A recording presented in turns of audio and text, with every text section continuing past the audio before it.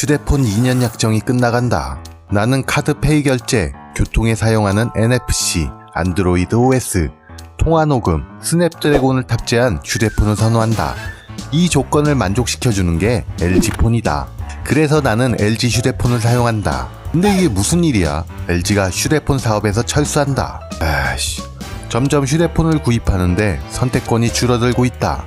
LG전자는 2021년 7월 31일자로 스마트폰 생산과 판매를 중단하고 모바일 사업에서 손을 뗀다. LG 휴대폰은 2015년부터 2020년까지 23분기 연속 적자를 내며 5조 원이라는 누적 적자로 결국 철수를 한다. 어쩌다 LG가 이렇게 됐냐. 1990년대의 휴대폰 시장은 모토로라가 50% 이상의 점유율을 차지하고 있었다. 96년에 출시한 스타텍은 지금 봐도 디자인이 끝내준다. LG폰은 1995년부터 시작되었는데 화통이라는 이름의 휴대폰을 출시했다. 1998년 노키아가 모토로라를 제치고 휴대폰 시장 점유율을 앞서 나가기 시작했고, LG전자는 휴대폰 전체 모델명을 사이언으로 통일했다. LG도 잘 나갈 때가 있었다. LG전자의 휴대폰 사업이 본격적으로 성장하기 시작한 것은 2000년대 들어서부터다.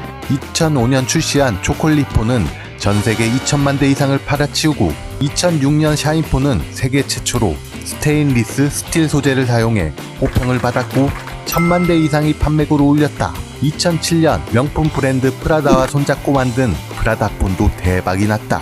개성있는 예쁜 디자인과 쏙쏙 박히는 이름을 내세워 큰 인기를 끌었다. 2008년에는 판매량으로 세계 3위까지 우뚝 올라섰다. 2010년 3분기 판매량이 2800만 대까지 치솟을 만큼 잘 나갔다. 그야말로 LG 휴대폰의 전성기였다.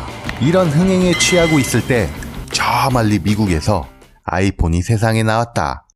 휴대폰 시장은 변화하는데 LG는 피처폰에 주력했다. 뉴 초콜릿, 롤리팝 등 여전히 피처폰을 발매했다. 그렇다고 스마트폰을 안 만든 건 아니었다. 2009년 윈도우 OS를 탑재한 아레나폰, 2010년 3월에 안드로원을 발매했으나 소비자들에게 외면받았다. 삼성도 상황은 마찬가지였다.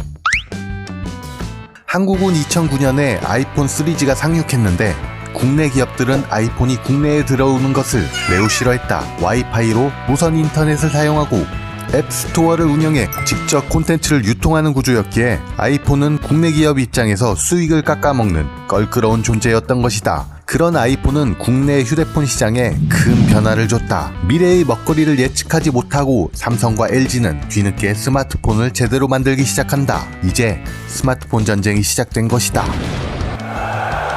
2010년 출시한 옵티머스는 반응이 안 좋았다. 하지만 2011년 LG는 스마트폰 사업에 희망의 불씨를 살렸다. 6분기 연속 적자였지만 2011년 4분기에 흑자 전환에 성공한다. 아이폰의 독주는 계속되었다. 2012년부터 아이폰 판매량은 1억 대를 넘어가기 시작하고, 한편 과거의 영광을 뒤로한 채 모토로라는 구글에 매각되고, 삼성은 2011년 출시한 갤럭시 S2가 4천만 대 판매량을 넘기며 스마트폰 시장 점유율을 끌어올리기 시작했다. LG도 놀고만 있지는 않았다.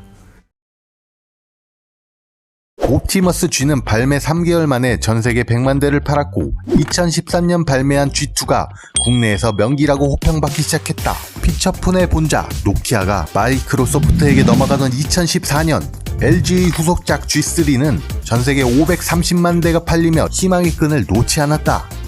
근데 여기까지였다. 2015년 5,970만 대를 팔고 마지막 정점을 찍으며 하락하기 시작했다. 자국 수요를 기반으로 성장한 중국 기업들의 반격이 시작된 시기였다. 세계 스마트폰 시장 25%를 차지하며 점유율을 끌어올리기 시작한다. 당시 퀄컴 최고의 망작 스냅드래곤 810을 피해 808을 달고 나온 G4, 느리다는 평가와 무한 재부팅, 발열, 메인보드 불량 등 심각한 결함으로 소비자에게 외면받고, 2016년 최초 모듈형으로 주목받은 G5 역시 연결 부위 불량 등 품질 문제로 지적받았다.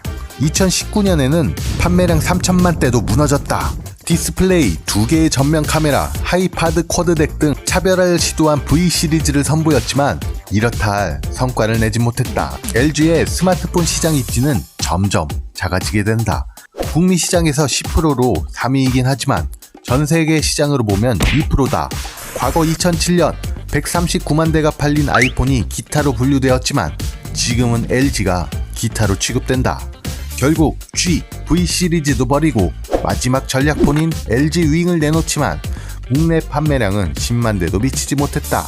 결국 연속되는 적자에 LG는 스마트폰 사업에서 철수하게 된다. LG의 실패 요인으로 소프트웨어의 최적화, 업데이트, 사후 지원 부족이라고 한다. 최근 소니가 흑자를 냈다. 일본 내수 시장에서 소니의 점유율은 5위밖에 안 된다. 290만 대로 많이 판 건 아니지만 생산, 판매 전략 비용을 줄이고 이익을 크게 떨어뜨리지 않게 하기 위해 평균 판매 가격을 올렸다고 한다.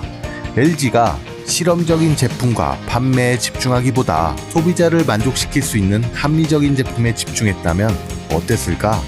이런 생각이 든다. LG 휴대폰 때문에 좋을 때도 화날 때도 있었다.